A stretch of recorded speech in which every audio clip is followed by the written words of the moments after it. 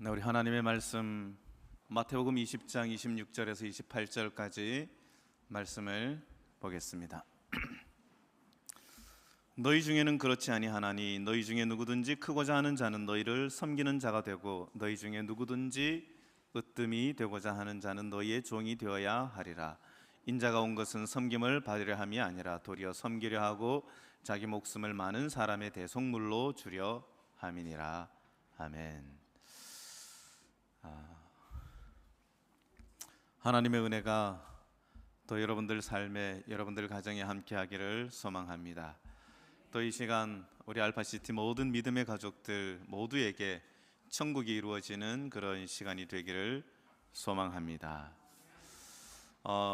우리 알파시티 교회의 가장 행복한 가정이 혹시 어떤 가정인지 아시겠습니까? 복된 일이 생겼죠? 네. 아이의 이름이 혹시 아십니까? 심예건, 이예담, 네, 아들, 딸들입니다. 아들, 딸. 아주 성별도 아주 잘 이렇게 이 아이들이 건강하고 잘 성장할 수 있도록 축복해 주시기 바랍니다. 저희도 그렇고 저도 그렇고 모든 분들이 다 마찬가지 생각일 거라고 생각을 합니다. 이 행복한 정점의 시간을 지나고 있는 이 두 가족에게 하나님의 축복이 가득하기를 소망합니다. 그리고 안식일 학교 시간에도 말씀을 드렸지만은 규민이와 경민이가 이제 다 낳고 이제 또 우리와 함께 참여했습니다. 우리 아이들이 이제 또 생기고 있어요. 예지 이후로 우리 오니 이후로 또 아이들이 끊어졌다가 아이들이 지금 또 생기고 있습니다. 우리 하나님께서 또 이 교회에 아이들 울음소리가 들리고 아이들이 막 뛰어노는 그런 소리가 들리면 참 좋겠습니다. 제가 이 설교하는 설교 시간에도 아이들이 막 뛰어나와가지고 여기서 그냥 장난치고 놀면 좋겠어요. 그런 교회가 되기를 소망합니다. 어제 우리 장로님께서 선교에 대해서 은혜로운 말씀을 주셨는데 혹시 전 세계에서 선교가 가장 잘 되는 종파가 어떤 종파인지 혹시 아십니까? 어떤 종파인 것 같아요? 선교 가장 잘하는 종교, 가장 부흥되고 있는 종교. 2005년도까지는 전 세계에서 천주교가 가장 큰 종파였어요. 그런데 2006년 기준으로 단일 기준 가장 큰 종파가 바뀌었어요. 혹시 무슨 종파인지 아십니까? 감은 잡으십니까? 감은? 감은 상주에 있죠, 그죠? 자, 2006년에 카톨릭이 발표를 했는데 단일 종교로 가장 많은 종파가 모슬림입니다. 모슬림. 자, 모슬림의 특징이 무엇일까? 모슬림의 특징이 무엇인지 아십니까? 제가 예건이와 예담이를 보여준 이유가 있는데 모슬림의 특징은 아이를 많이 낳는다는, 아이를 많이 낳는. 자연 증가가 가장 많은 종파가 모슬림입니다. 요즘 이제 모슬림도 출생률이 좀 떨어졌다고 해요. 근데 모슬림은 선교를 하지 않는데요. 그럼에도 불구하고 가장 많이 성장하는 종파가 모슬림입니다. 자연 성장을 통해서 가장 많이 성장하는 종파. 자, 그렇다면 우리 알파시티 교회는 어떻게 되어야 될까요? 우리 알파시티 교회도 올해는 예건이와 예담이가 태어났지만 내년에는 우리 주원군과 용진군이 결혼을 하고 그러면은 이제 새로운 아가들이 태어나면서 자연스럽게 선교가 증가되는 그런 교인 수가 불어나는 그런 교회가 되기를 바랍니다. 사람들이 모슬림에 대해서 오해를 하는 부분이 있는데 그 부분이 무엇인가 하면은 모슬림은 굉장히 뿔 달린 사람들이라고 생각해요. 그리고 지금 굉장히 이제 무슨 일만 있으면은 그 모슬림에 대해서 아주 굉장히 안 좋은 뉴스들이 이제 많이 나는데 그런 것도 있습니다. 맞습니다. 그런데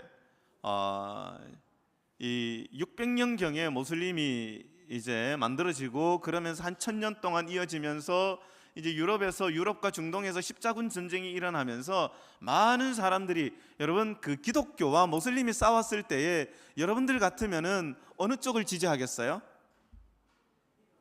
기독교를 지지하겠죠. 자, 그렇다면은 기독교의 나라가 되면은 여러분들 버는 돈 세금의 50%를 떼고 모슬림이 되면은 모슬림으로 개종하면은 하나도 안 떼고 모슬림으로 개종 안 해도 한 20%만 뗀다. 그러면 기독교를 선호하시겠습니까? 모슬림을 선호하시겠습니까? 예? 그래도 기독교라고요? 여러분들은 참 믿음이 좋습니다. 유럽의 모든 나라들이 다 모슬림을 선호했어요. 굉장히 선한 모습을, 삶으로 선한 모습을 보였다는 것입니다. 자, 우리가 선교가 그래서 이 모슬림이 가는 곳마다 모슬림이 개종하는 것을 다 반대를 했어요. 왜 반대를 했을까요? 모슬림이 사람들이 개종하면 자기들이 세금을 못 거두니까, 개종을 안 해야 단 20%라도 세금을 거두니까, 그래서 개종하는 걸 반대를 했는데 그래도 꾸역꾸역 다 모슬림으로 개종을 하는 거예요. 자, 우리는 선교를 뭐라고 생각을 하는가 하면은 설득을 하고 설명을 하는 것이라고 이해를 합니다. 여러분, 설득하고 설명하는 과정도 필요합니까? 필요합니다. 그렇기 때문에 우리가 우리 그 제자훈련부에서 하는 모든 것들이 다 유익합니다. 설득과 설명이 무시되어서는 안 되죠. 그러나 설득과 설명보다 더 중요한 것이 있죠. 그게 무엇입니까? 그게 어제 우리 장로님께서 말씀하신 삶으로 증명하는 것.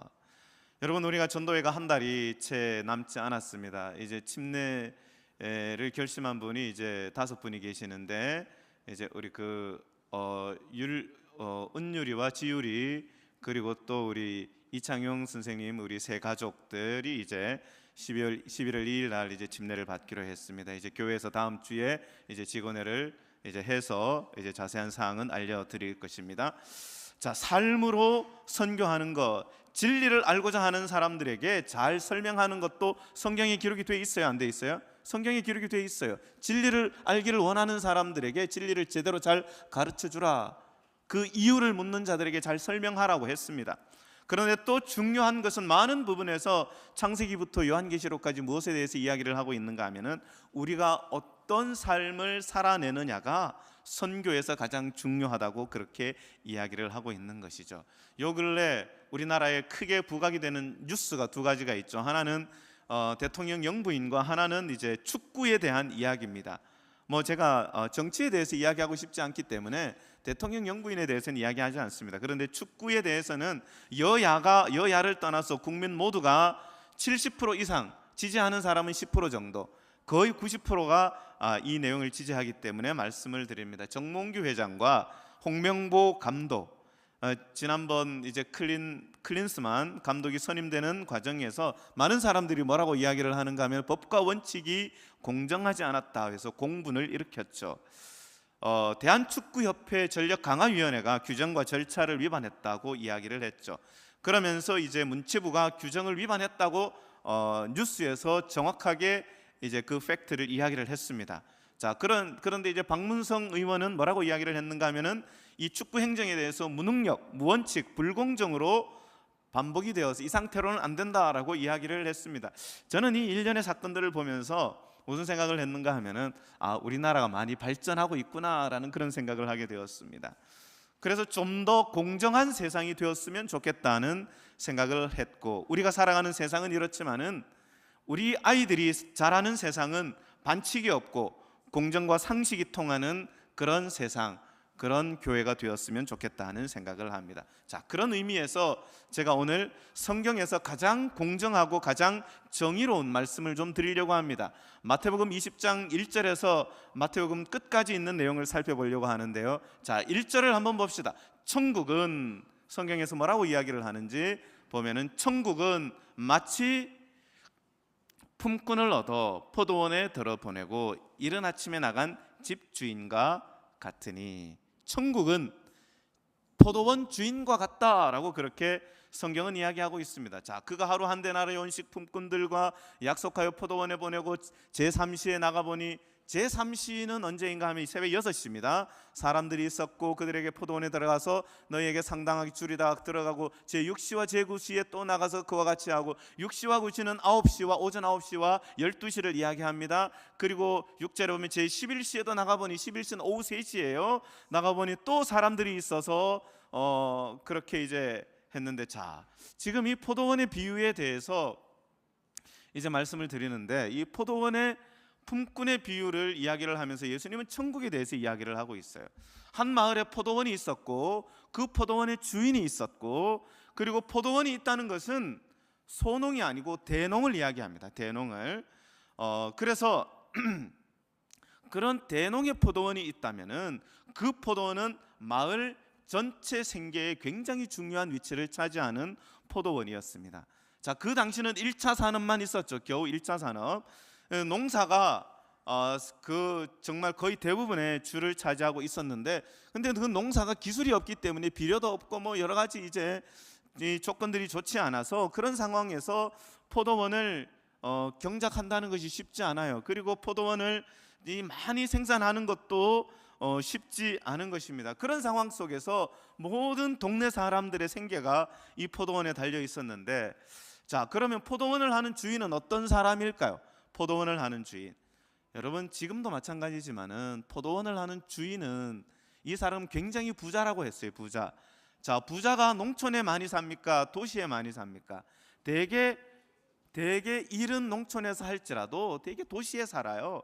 그래서 이 사람도, 포도원 주인도 농촌에 살지 않고 대개 도시의 화려하고 편리한 삶 속에서 1년에 한 몇 번씩 와서 그 청지기가 있기 때문에 자기 소출이 얼마나 나는지, 그리고 뭐 잘하고 있는지, 뭐 그리고 또 얼마나 이제 올해의 수확은 얼마나 되는지, 그런 것들만 이제 체크만 하면 돼요. 그래서 부자들이 농장주들이 부자였기 때문에 농촌에 살지 않으면서 도시에 살았기 때문에 품꾼들과 부딪힐 일이 거의 없습니다. 근데 하루 벌어서 하루 먹는 사람들에게는 일당이 굉장히 중요하죠. 그죠? 일하면은 돈을 바로 줘야 돼요? 바로 안 줘도 돼요? 바로 줘야 되잖아요. 그죠? 근데 돈을 바로 줘야 되는데 그 당시에 이 농장주들이 돈을 떼먹거나 돈을 바로 주지 않는 일들이 있었어요. 그래서 종종 법적인 재판이 이루어지는데, 자, 지금은 그렇지 않지만 한때 우리나라에 외국인 근로자들이 들어와서 월급을 제때 주지 않아서 개그 콘서트에서 풍자한 혹시 보신 적 있습니까? 예? 뭐 사장님 나빠요 하면서, 그죠? 예. 이 사회적으로 아주 큰 문제가 있었던 적이 있었죠. 그죠? 요즘은 그렇지 않은 것 같아요. 요즘은 그러면은 큰일 납니다. 그래서 이제 그 예수님 당시에도 체불한 임금을 받기 위해서 어디를 가요? 재판정으로 가는 거예요. 재판정으로 가서, 그럼 법정에 가면 누가 유리할까요? 부자가 유리할까요? 가난한 사람들이 유리할까요? 부자가 유리해요. 왜 부자가 유리할까요? 부자가 누구하고 친구예요? 검사, 변호사, 재판관들하고 친구예요. 그래서 그 당시에 사람들에게 전형적인 논리가 있었는데, 그 논리가 무엇인가 하면은 부자들이 이렇게 이야기해요. 나는 부자다. 나는 한 데나리온, 나 열 데나리온, 나에게는 그거 아무런 소용없는 그 돈이다. 내가 그 돈 왜 안 주겠느냐? 나 그 돈 다 줬다라고 그렇게 이야기하는 거예요. 그래서 나는 굳이 부자기 때문에 내가 그 돈 안 줘서 내가 법정까지 올 이유가 없다. 그런데 그것이요, 굉장히 설득력이 있었어요. 그 거짓말이지만은 굉장히 설득력이 있어요. 그런데 노동자들은 어때요? 노동자들은 거기에서 아무리 항변을 해도 누가 친구가 아니에요? 누가 친구가 아니에요? 재판관이 친구가 아니에요. 재판관이 친구는 누구예요? 부자예요. 부자. 거짓말을 해도 그 거짓말한 게 진짜가 되는 거예요. 여러분, 그런데 한 데나리온은 법이 정한 노동자의 하루 품삯입니다. 새벽에 6시에 나가서 데리고 오고, 아침에 9시에 나가서 데리고 오고, 일손이 부족했는지 12시에 데리고 오고. 그런데 이번에는 일손이 아무리 부족하다 해도 오후 3시에 들어오는 경우가 있나요? 없나요? 오후 5시에 1시간 남겨놓고 일꾼을 데리고 오는 경우가 있습니까? 없습니까? 여러분, 헬라어 번역본에는 뭐라고 되어 있는가 하면은 아고라라고 되어 있어요. 아고라가 어딘가 하면 인력시장이, 인력시장. 아고라에 이제 인력시장에 이제 사람들이 있죠. 저도 이제 한 30년 전에 대학에 다닐 때 여름 방학 때 잠깐 이제 인력시장에 나가본 적이 있습니다. 새벽 4시 반에 학교에서 출발해서 버스를 타고 5시에서 5시 반 사이에 가면 이제 5시 반에 이제 문이 열려요. 그러면은 이제 인력시장에서 이제 막 전화가 옵니다. 그럼 이제 6시부터 이제 사람들을 보내기 시작해요. 제가 한 번은 이제 망무리역에 가라고 했는데, 망무리역 앞에 가라고 했는데 버스를 잘못 타는 바람에 제가 서울 지리를 잘 몰랐어요. 그래서 이제 엉뚱한 곳에 내려가지고 뭐 연락도 안 되고 그래가지고 지금 이제 스마트폰이 있었다면은 아주 좋았겠죠. 그죠? 그때는 이제 이것도 없었고 그래서 그냥 하루를 공친 적이 있습니다. 되게 젊으니까 바로바로 가면은 대학생들 바로바로 일거리를 줍니다. 그러나 이제 연세 많고 어른들이고 조금 이렇게 좀 몸이 불편한 사람들은 어떻게 될까요? 일거리가 잘 없어요. 여러분 지금 현재를 살아가는 우리들은 감사할 조건이 많다고 생각을 합니다. 어떤 사람이 멋진 말을 했어요. 무슨 말을 했는가 하면 세상에서 부자가 되고 부유하게 산다는 것은 아침부터 저녁까지 열심히 산다는 의미이다. 일정 부분 맞는 말이다. 그러나 꼭 맞는 말은 아니다. 이제 그 말을 들은 사람이 이렇게 이야기를 합니다. 자, 그렇다면 아프리카에 있는 모든 여인들은 모두 백만장자가 될 것이다. 아프리카 여인들은 새벽같이 일찍 일어나서 멀리 있는 물을 떠러 가야 되고 얼마 안 되는 음식을 가지고 부엌도 제대로 안 된 그 시설에서 음식을 만들고 가족들을 먹이고 아이들을 키우고 밭에 나가서 일을 하고 새벽부터 밤늦게까지 아이들 옷도 지어야 되고 쉬지 않고 일하는 아프리카 여인들은 그 말대로라면 백만장자가 되어야 한다. 그러나 게을러서 가난한 사람도 있을 수 있지만 구조적으로 가난한 시대가 언제였다고요? 예수님 당시입니다. 예수님 당시 오전 9시, 오전 12시, 그리고 3시, 5시 남아있는 사람들은 그 당시 사회상을 보여주는 말씀입니다. 일거리가 많지 않았다는 것이죠. 6시에 일거리를 찾은 사람들, 6시에 픽업이 돼가지고 포도원에 일하러 간 사람들, 그 사람들 행복했을까요? 너무너무 행복했을 거라고 생각을 합니다. 여러분, 그들은 모두가 가장의 무게를 날마다 지고 살아가는 사람들이었어요. 사람들이 직장에서, 사회에서 하고 싶은 이야기 하지 않고 눈치를 보면서 남들이 보기에 비겁하게 보이는 행동과 말을 하는 이유가 무엇일까요? 여러분, 정말 비겁하고 겁이 많아서 그런 것이 아닙니다. 뭐 때문에 그래요? 가장이기 때문에 그래요. 가장이기 때문에. 여러분, 가장이 일거리가 없어서 하루 종일 공치고 집으로 돌아갈 때의 그 발걸음을 경험해 보지 않은 사람은 그 심정을 모르는 것입니다. 하루 일과를 마치고 돌아오는 남편을 맞이하는 아내의 얼굴과 뭐라도 두 손에 뭐라도 조금 이렇게 들었는지 안 들었는지 보면은 알 수 있잖아요. 아빠를 맞이하는 아들, 딸의 얼굴을 보아야 하는 아빠의 가장의 무게가 말할 수가 없는 것입니다. 저도 가장이 되고 나서 저희 아버지는 9살에 할아버지가 돌아가셨어요. 가장 아닌 가장이 되셨어요. 저희 아버지가 얼마나 대단한 삶을 사셨는지 제가 가장이 되면서 제가 알게 되었습니다. 그래서 저는 아버지를 존경합니다. 아마 모든 아들들이 아마 가장이 되면서부터 아마 결혼을 하면서부터 아버지가 정말 위대하신 분이구나 라고 그렇게 아마 생각을 할 거예요. 하루 일과를 마치는 그 시간에 집으로 돌아올 때 아내와 자녀들이 기쁘게 반기지만 그 손에 아무것도 들려있지 않을 때에 줄임배를 쥐고 자야 하는 그 잠깐 스치는 아내의 찡그린 얼굴을, 그 표정, 그리고 아이들의 실망하는 그 표정을 어제도 봤는데 오늘도 봐야 한다면은 그 가장의 비참한 마음을 가지고 아고라에 있는 그 인력 시장에 서 있는 그 사람을 누가 본 거예요? 누가? 포도원 주인이 본 거죠. 포도원 주인이. 새벽 6시에 고용한 사람에게 한 데나리온을 약속을 합니다. 9시에 고용한 사람에게 정의로운 품삯을 약속합니다. 3시, 5시까지 있는 사람들은 몸이 성치 못한 사람들, 아니면 왜소해 보이는 사람들, 아니면 좀 일을 잘 못할 것 같은 그런 사람들. 그러나 그런 사람들조차도 아직도 미련을 버리지 못하고 남아있는 이유는 무엇입니까? 집에 남아있는 가족들을 눈에 계속 어른어른하기 때문에 그래. 몸이 성치 못한 어머니를 모실 수도 있고, 그죠? 아버지, 어머니가 계실 수도 있고, 그 뒤돌아서서 눈물 짓는 그 아내의 그 어깨를, 들썩이는 어깨를 볼 때도 있을 것이고, 절망과 체념으로 살아가는 그 자식들의 아픔을 바라볼 때에 그 가장의 무게는 말할 수 없이 큰 것입니다. 누구나 다 있죠. 누구나 다. 오늘 살아가는 우리들에게도 있습니다. 그 사람들에게 어떻게 해요? 포도원 주인이 포도원에 가서 일하라고 하는 것입니다. 그 사람들이, 그 주인이, 포도원 주인이 포도원에 가서 일하라고 했을 때 그 마음이 어땠을까요? 상상을 하지 못하는 그런 감동과 감격이 있는 것입니다. 자, 그런데 놀라운 사실은 여기서부터 이제 시작이 되죠. 자, 포도원 주인이 이제 하루 일당을 주는데 누구부터 줘요? 누구부터? 참 이게 참 아쉬운 대목인데 새벽 6시부터 온 사람부터 줬다면은 문제가 없을 거예요, 그죠? 근데 몇 시부터 온 사람부터 줘요?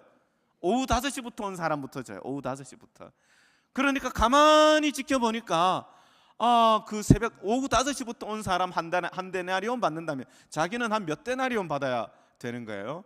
와, 계산해 보니까 막 엄청난 거예요. 그래서 내심 기대해요, 기대하지 않아요? 기대하겠죠, 그죠? 자, 그래 오후 5시에 받은 사람이 감사합니다 하고 기대하고 가요. 그리고 3시에 받은 사람 한 데나리온 주는 거. 이거 조금 이상하다. 12시에 온 사람도 한 데나리온. 조금 이상하다고 생각했는데 9시에 온 사람도 한 데나리온. 6시에 온 자기도 어떻게 해요? 와, 이건 뭐 정말 너무너무 불공정하고 기분이 나쁜 거예요. 기분이 감사한 것이 아니라 너무너무 기분이 나쁜 거예요. 자, 그렇다면 포도원 주인이 역순 거꾸로 줬다면 어떻게 돼? 거꾸로 줬다면은 나중 온 자부터 먼저 줬는데 먼저 온 자부터 줬다면은 자, 새벽 6시에 온 사람부터 한 데나리온 주고 자, 집으로 돌아가시오. 그랬으면 뒤도 안 돌아보고 어떻게 한 데나리온 가지고 어디 가요? 쌀집에 가서 쌀 사고, 과일집에 가서 과일 사고, 그리고 가게에 가서 과자 사고 해가지고 어떻게 해요? 그냥 양손 가득히 들고 집으로 돌아가는 그 발걸음이 어때요? 그냥 뛰어가죠. 젊으니까, 튼튼하니까 감사할 거예요, 그죠? 9시에 온 사람도 한 데나리온 주면은 6시에 온 사람도 한 데나리온 줬는데 자기에게도 한 데나리온 주니까 너무너무 감사한 거죠. 이 사람도 그렇게 가는 거죠. 12시에 온 사람, 3시에 온 사람, 5시에 온 사람도 어떻게 해요? 모든 사람들이 감사하고 모든 사람들이 행복하면서 갔을 텐데 역순으로 줘가지고 이거 완전히 그냥 기분이 그냥 이상해져 버린 거예요. 자, 포도원 주인은 왜 그랬을까? 여기서 질문입니다. 질문.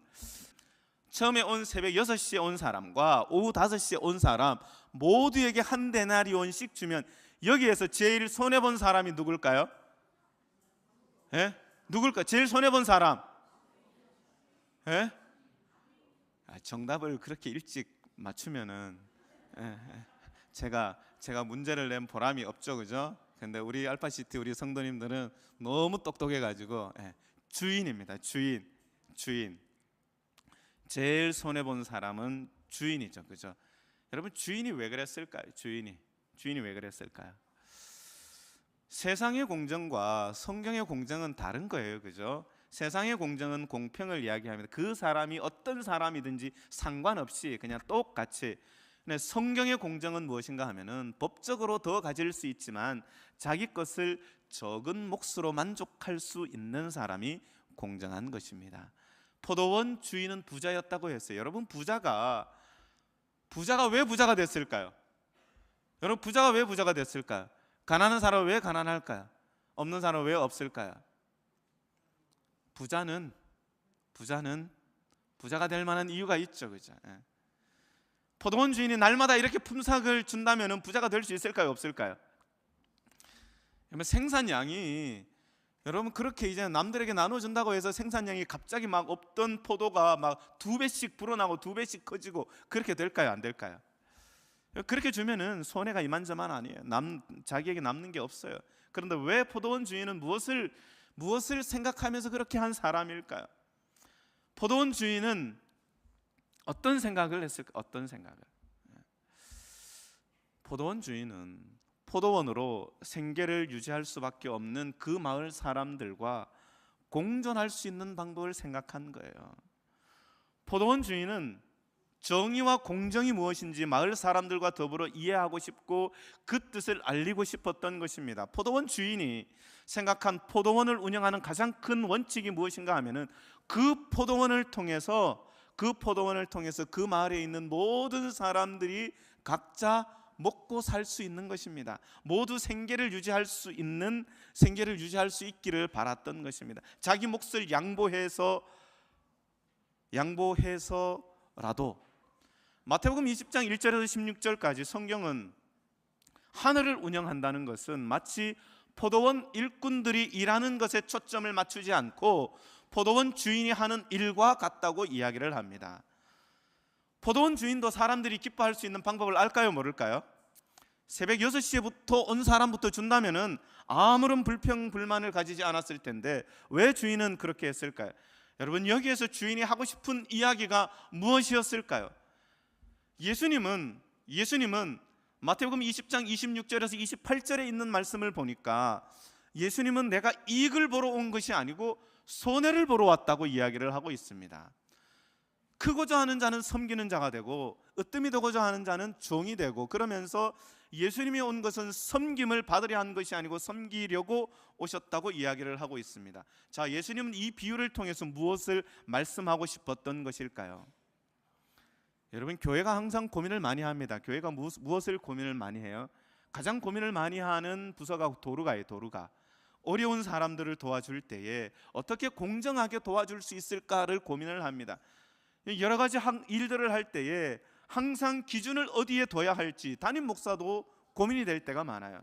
분명히 좀 더 어려운 경우가 있고 똑같은 상황일지라도 더 힘든 경우도 많이 보이는데 차등을 두면 좋은데 공정에 대해서 이야기를 하면 할 말이 없어요. 여러분, 그런데 그 세상의 공정이에요. 여러분, 성경의 공정을 한번 생각하시면서 도로가가 운영을 해야 됩니다. 성경이 말하는 공정이 무엇인지를 생각해야 한다는 것이죠. 모든 사람들에게 동일하게 대하는 것이 성경은 공정이라고 하지 않습니다.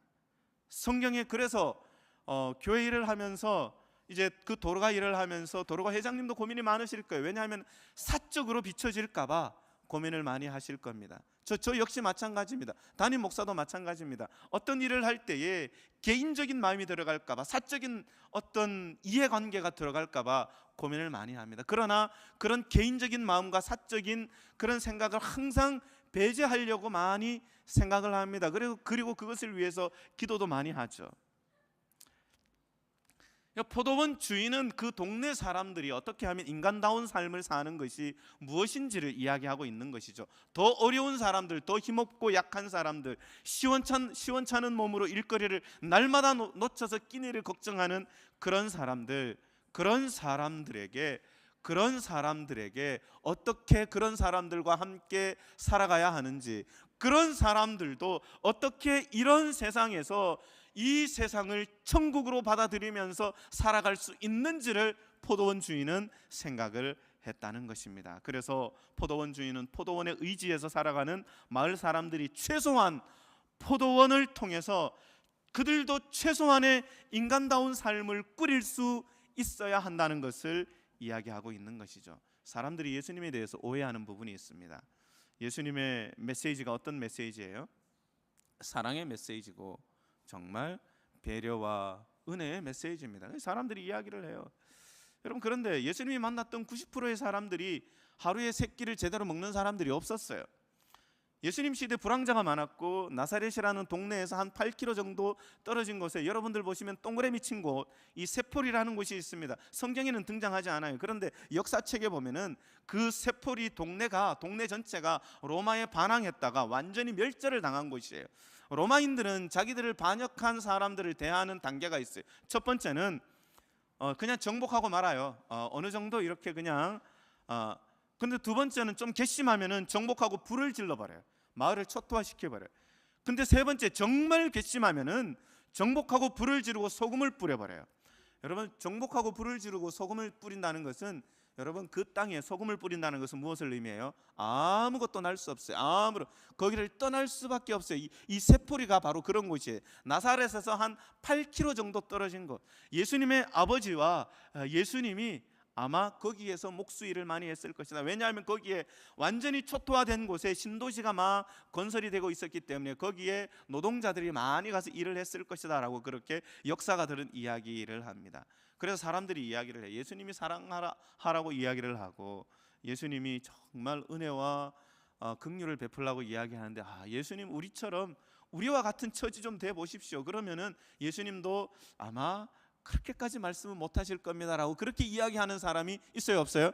있어요. 그런 사람들이 아마 우리 알파시티 교회는 아마 없을 겁니다. 자, 그런데 예수님은 어떤 상황 속에서 살았는가 하면은 모욕과 폭력과 배고픔과 수치스러운 그런 모든 것들을 다 겪으시고 아픈 사람들, 배고픈 사람들, 눈물 흘릴 수 없는 밖에 없는 사람들, 짓밟힌 사람들, 그런 사람들을 옆에서 다 지켜보면서 세포리에 트라우마가 있었어요. 나사렛에서 가장 가까운 곳에서 전쟁과 폭력과 배고픔과 질병이 있었고, 그런 고통을 일상적으로 늘 겪고 살아가는, 착취당하면서 살아가는 사람들을 옆에서 지켜보면서 그들과 함께 아파하고 눈물 흘리고 하셨던 분이라는 것입니다.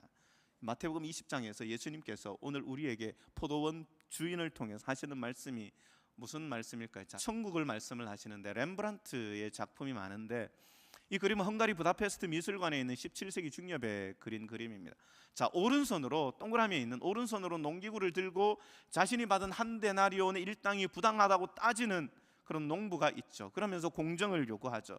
자, 이제 옆에 보면은 누가 있어요? 자, 포도원 주인이 있죠. 주인이 이제 자신의 가슴에 손을 대면서 그렇게 운영하는 이유에 대해서 설명하는 것처럼 보입니다.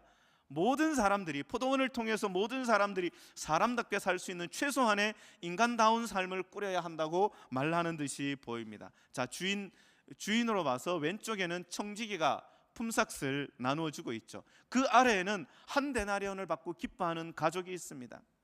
이 그림 속에서 누구는 화를 내고, 누구는 기뻐하고, 누구는 감사해하고, 누구는 불평하고, 누구는 수근수근거리고, 누구는 행복해하고, 이 젊은 아내는 한박 웃음을 짓고 있어요. 이 사람의 남편이 12시에 왔는지 오후 3시에 왔는지 5시에 일했는지 그건 알 수 없어요. 그러나 품삯을 받아서 왔을 때에 젖먹이는 아기를 안고 있는 젊은 아내는 자식에게 이제 음식을 먹고 젖을 먹일 수 있겠구나 하면서 안도의 한숨과 환하게 웃는 그런 모습을 보이는데, 그 아내를 바라보는 남편의 마음이 어떠할까요? 가장의 마음이 어떠할까요? 너무너무 행복이죠. 여러분, 이 세상에 뭐 행복이 다른 게 있습니까? 아내가 웃고 남편이 웃고 자식들이 웃는 게 그게 행복이죠. 뭐 밖에 나가서 뭐 아무리 맛있는 거, 맛있는 게 참 많긴 하더라고요. 뭐 좋은 거 많긴 해요, 그죠? 그러나 그것보다도 더 큰 행복은 어디에 있어요? 가족이 김치찌개, 된장찌개 하나 올려놓고 숟가락 그냥 침 묻혀가면서 숟가락 왔다 갔다 하면서 그렇게 먹으면서 도란도란 이야기할 때, 저희 집은 뭐 요즘 논쟁이 많아요. 도란도란 이야기할 때 그때가 행복이죠, 그죠? 화면 중앙 아래 보면은 두 아이는 이런 상황에서 덩달아 신이 나 있고, 노동자 바로 옆에 무릎을 꿇고 자신이 받은 한 데나리온에 놀라는 여인이 있어. 놀라는 여인. 이 여인이 3시에 왔는지 5시에 왔는지는 잘 모르지만은 너무너무 감사한 거예요. 너무너무 감동적인 거예요. 자신이 일한 것보다 훨씬 더 많이 받은 것입니다. 그리고 화면 아래에는 무릎을 꿇고 공손히 한 데나리온을 손에 쥐고 있는 사람인데, 그 옆 앞에 서 있는 남성은 오른손으로 왼팔을 붙들고 있는데 왼손이 보이지 않아요. 장애를 가진 가족이 정말 어떻게 일을 했는지는 잘 모르지만 얼마나 감동을 했을까요? 근데 품삯이 지불되는 지방과 달리 빛이 비추는 저 집 밖에는 한 젊은 남자가 젊은 여인에게 들떠서 알리는 장면이 있습니다. 이게 어떤 모습일까요? 천국은 마치 품꾼을 얻어 포도원에 들어 보내러 아침에 나간 집주인과 같으니, 포도원 주인과 같다고 이야기해요. 포도원 주인은 어떤 사람이에요? 여러분, 비유를 말씀하실 때, 예수님이 비유를 말씀하실 때 약간 과장을 섞어서 말씀하시죠. 여러분, 사람들이 비유를 할 때 과장을 섞어서 이야기합니까? 자기가 한 것보다가 훨씬 더 과장을 해서 이야기를 많이 해요. 자, 그래서 예수님도 부자가 하늘에 들어가는 것이 낙타가 바늘기에 들어가는 것보다 그것보다 어렵다. 낙타가 바늘기, 여러분 어떻게 생각하십니까? 그 다른 사람의 눈에 티는 발견하면서 자신 눈에 있는 들보는 보지 못하느냐? 어떻게 사람의 눈 속에 들보가 들어갈 수 있습니까? 없습니까? 포도원 주인의 비유도 그래요. 과장된 부분이 있지만 무엇을 말하고 싶은지를 우리가 성경을 봐야죠. 이 비유를 보면서 동일하게 하루 일당을 지불하는 것이 불공정하다고 말하는 것은, 그것은 성경에 대한, 예수님에 대한 이해가 없는 것입니다. 여러분, 이 비유가 말하는 것이 무엇입니까? 근원적인 메시지를 봐야 한다는 것입니다. 자기의 생각과 자기 상식이 끼워 맞춰서 넣는 것이 아니라 예수님께서 이 비유를 통해서 무엇을 말하고 싶어 하시는지를 봐야 한다는 것이죠. 포도원 주인은 그 동네 사람들이, 모든 사람들이 하늘나라가 되기를 원하셨다는 거예요. 여러분, 우리가 적극적으로 하늘나라를 선포하지는 못하지만은 우리가 소극적인 하늘나라는 만들 수 있습니다. 자, 이 포도원 주인은 자기 포도원에 들어온 사람들, 그 동네에 있는 인력사무소에 있는 사람들을 고용한 거예요. 다른 동네에 있는 사람들, 다른 어떤 이스라엘 나라를 어떻게 개혁을 하고 그런 이야기 하지 않아요. 자기가 있는 곳에서, 자기가 할 수 있는 선에서 하나님의 나라를 실현하는 것이죠. 자기 몫을 포기하면서 노동자들에게 자기 것을 나누어 준 사람. 포도원 주인은 최소한 포도원의 의지에서 살아가는 사람들은 최소한의 인간다운 삶의 권리를 누리면서 살아가기를 바라는 그런 마음이 여기에 있다는 것입니다. 여러분, 교회는 부족한 곳입니까? 제가 늘 성경을 공부할 때에 제가 이창용 선생님에게도, 이창용 사장님에게도 제가 다음 주에 말씀드릴 거예요. 제가 누군가와 이야기할 때도 늘 말씀드리는 것이 뭔가 하면, 사람들이 교회 오면은 천국 같대요, 천사 같대요. 다 틀렸습니다. 제가 이야기를 합니다. 교회는 부족한 사람들이 모인 곳입니다. 울퉁불퉁한 사람들이 많이 있는 곳이 교회입니다. 그렇기 때문에 교회에서는 울퉁불퉁하지만은 그러나 그 울퉁불퉁이 조금씩 깎여가는 것이 교회라고 이야기를 합니다. 그럼에도 불구하고 교회는 하나님 나라가 실현되어야 하는 곳이 바로 교회라는 사실을 우리가 잊지 않게 되기를 바랍니다. 제가 목회초년에 혹시 홍춘필 목사님 기억나시는지 잘 모르겠는데, 전도회 강사비, 사경회 강사비, 그리고 주말 부흥회 강사비를 받아야 되느냐 말아야 되느냐, 어떻게 해야 되느냐 하고 그런 어떤 논란이 좀 있었던 때가 있었습니다. 혹시 우리 김관 장로님도 혹시 생각나시는지 잘 모르겠습니다. 그때 한 목사님이 뭐라고 이야기를 했는가 하면은, 나는 주말 부흥회가 있을 때, 나는 사경회가 있을 때에, 나는 전도회가 있을 때에 그 강사비를 가지고 집으로 돌아가는 길이 너무너무 행복하다. 왜냐하면은 내 사랑하는 아내와 내 아이들을 위해서 내가 과일을 사갈 수도 있고 과자를 사가지고 갈 수도 있고, 그럴 때에 그 손에 든 과일 바구니와 과자 그 봉다리를 바라보는 그 기뻐하는 아내와 기뻐하는 자식들의 그 모습을 볼 때 나는 너무너무 행복하다라고 그렇게 이야기를 하셨어요. 그러면서 논란이 이렇게 종식이 된 적이 있습니다. 여러분, 포도원 주인은 바로 그와 같은 마음으로 하나님 나라를 만들어야 한다고, 천국이 되어야 한다고 이야기를 하고 있는 것입니다.